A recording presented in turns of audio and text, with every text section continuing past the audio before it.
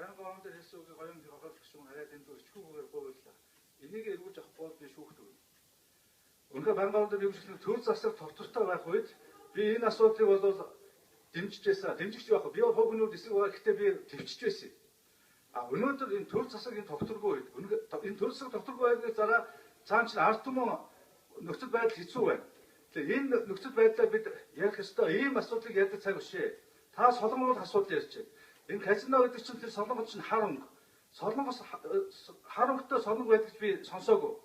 Энээсээ эхэлж байгаа нь би гайхаж байна. Үнэхээр өмнөх засгийн газрын үед бол бүтээн байгуул бүх хийсэн ажлыг бол бити ингэж муухарлан үгүйсгээ энийг бид тохирсон шүү дээ. Та нарын дэмжээ бид хамтраад одоо бүх намын засгийн газар байгуулалт явж байгаа. Энэ дээр бол ерөөсөө бид нар бол ингэж бие биенээ бол ингэж яах вэ? Дээр нь та намайг гадаад хэлцэн сайд байгаа гадаад явснаар шүүмжлээд домжлоод өшөө дээрээс нь гадаад очиж хэвтдэг юм ярьж байна. За таны хэлж ингэж домжлыг би хүлээж авахгүй шүү. Би тань